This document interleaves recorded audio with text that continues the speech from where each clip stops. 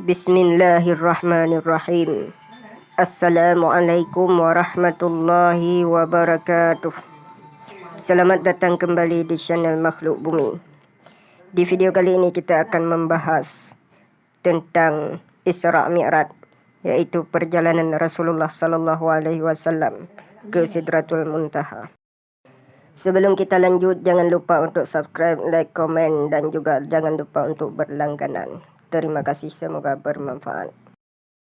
Isra Mi'raj merupakan peristiwa maha dahsyat yang Rasulullah sallallahu alaihi wasallam alami. Sebelumnya, tak ada satupun manusia yang mengalaminya. Menempuh perjalanan super kilat lalu naik ke langit hingga Sidratul Muntaha. Banyak peristiwa yang Rasulullah sallallahu alaihi wasallam alami sewaktu Isra Mi'raj, sejak pemberangkatan hingga kembali. Apa saja peristiwa itu, bagaimana kisahnya, dan apa saja hikmah serta ibrahnya. Berikut ini pembahasan lengkapnya. Kisah lengkap Isra Mi'raj, ibrah dan hikmah Isra Mi'raj. Arti Isra Mi'raj, Syekh Wahab Ad-Duhaili dalam tafsir Al-Munir menjelaskan, Isra atau Sara yang artinya adalah perjalanan di malam hari.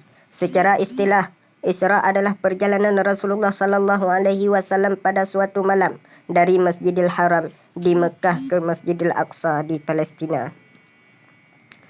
Maha suci Allah yang telah memperjalankan hambanya pada suatu malam dari Al-Masjidil Haram ke Al-Masjidil Aqsa yang telah kami berkahi sekelilingnya agar kami perlihatkan kepadanya sebahagian dari tanda-tanda, yaitu kebesaran kami. Sesungguhnya dia adalah maha mendengar lagi maha mengetahui. Quran Surat Al-Isra. Mi'raj secara bahasa artinya adalah naik. Secara istilah adalah naiknya Rasulullah sallallahu alaihi wasallam ke Sidratul Muntaha. Dalam Al-Quran, Mi'raj ini terisyaratkan dalam surat An-Najm. Dan sesungguhnya Muhammad telah melihat Jibril dalam rupa yang asli pada waktu yang lain. Di dekatnya ada surga tempat tinggal. Muhammad melihat Jibril ketika Sidratul Muntaha diliputi oleh sesuatu yang meliputinya. Pelihatannya tidak berpaling dari yang dilihatnya itu dan tidak pula melampauinya. Sesungguhnya dia telah melihat sebahagian tanda-tanda kekuasaan Tuhannya yang paling besar. Quran Surat An-Najm. Ketika menafsirkan ayat ini, Syekh Wahab Ad-Duhaili menjelaskan bahawa Sidratul Muntaha adalah tempat tertinggi di langit yang menjadi batas ujung pengetahuan dan amal aktivitas para makhluk. Tidak seorang makhluk pun mengetahui apa yang ada di belakangnya. Tempat ini diserupakan dengan As-Sidrah yang artinya pohon nab, karena mereka berkumpul di bawah tetuduhannya. Di dekat Sidratul Muntaha ada surga Al-Ma'wa, yakni tempat tinggal arwah orang-orang mukmin yang bertakwa. Terang Syekh Wahab Ad-Duhaili, tanggal terjadinya Isra Mi'raj. Syekh Safiyur Rahman Al-Mubarak Furi dalam sirah nabawiyahnya Ar-Rahiqul Maktum menjelaskan 6 pendapat kapan terjadinya Isra Mi'raj. Peristiwa Isra terjadi pada tahun ketika Rasulullah sallallahu alaihi wasallam mendapatkan wahyu pertama. Ini merupakan pendapat At-Tabari. Isra Mi'raj terjadi 5 tahun setelah Rasulullah sallallahu alaihi wasallam menjadi nabi. Di antara yang berpendapat seperti ini adalah Imam An-Nawawi dan Al-Qurtubi. Isra Mi'raj terjadi pada malam 27 Rajab tahun 10 kenabian.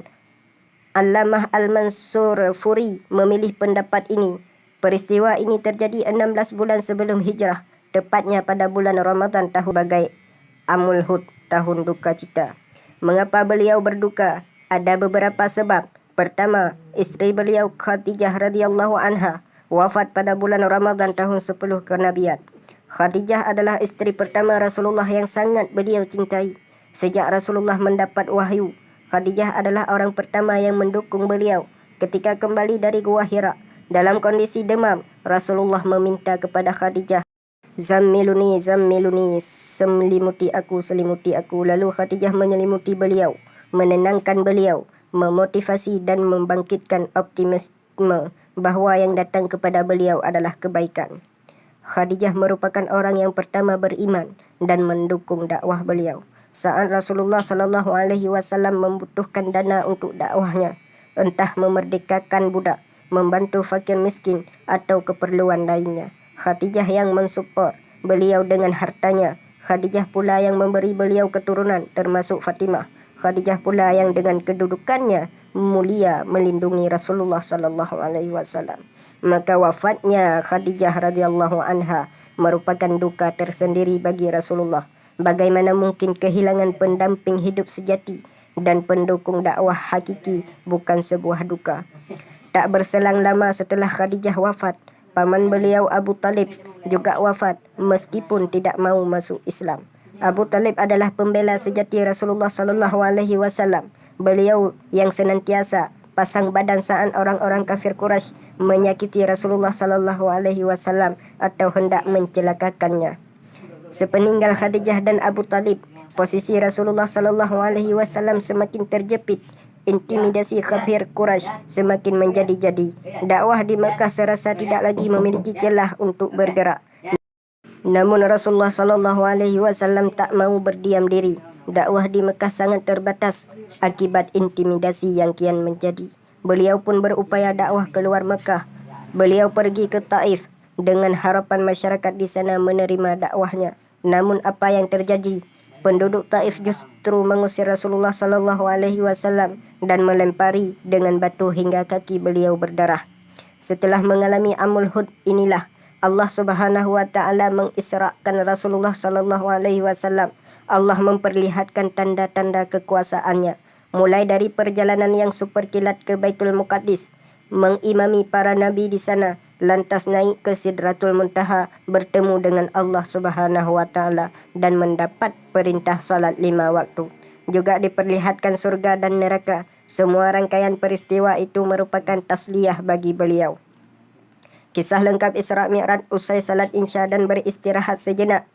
Rasulullah sallallahu alaihi wasallam yang saat itu berbaring di Masjidil Haram didatangi malaikat Jibril. Dada beliau dibelah, lalu hatiku dikeluarkan dan dicuci dengan air Zam-Zam. Kemudian dikembalikan ke tempatnya dan memenuhinya dengan iman dan hikmah. Sabda beliau dalam riwayat Imam. Setelah itu didatangkanlah burak yang nantinya menjadi kendaraan beliau sewaktu Isra. Burak satu akar kata dengan bar yang artinya kilat.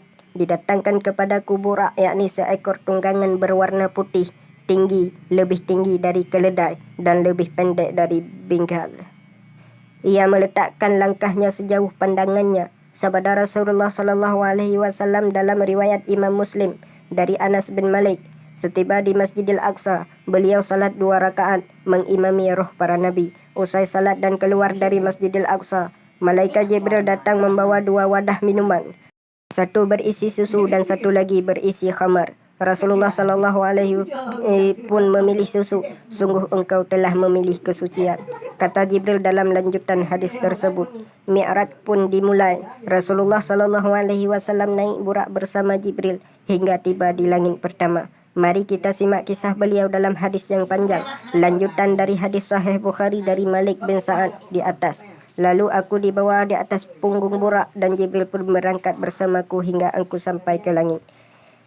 Lalu dia meminta dibukakan pintu langit. Dia ditanya, siapakah ini? Ia menjawab, Jibril. Jibril ditanya lagi, siapakah yang bersamamu? Jibril menjawab, Muhammad sallallahu alaihi wasallam. Apakah dia telah diutus? Dia telah diutus. Kami pun dibukakan pintu, lalu aku bertemu Nabi Adam alaihi salam. Ia menyambutku dan mendoakan kebaikan untukku. Kemudian burak tersebut naik bersama kami ke langit ketiga. Maka Jibril meminta dibukakan pintu. Siapakah ini? Jibril. Siapakah yang bersamamu? Muhammad. Apakah dia telah diutus kepadanya? Dia telah diutus kepadanya. Kami pun dibukakan pintu. Lalu aku bertemu Nabi Yusuf yang telah dianugerahi setengah daripada ketampanan manusia sejagat. Maka Yusuf menyambutku dan mendoakan kebaikan untukku. Kemudian burak tersebut naik bersama kami ke langit keempat. Maka Jibril minta dibukakan pintu. Siapakah ini? Jibril. Siapakah yang bersamamu? Muhammad. Apakah dia telah diutus kepadanya?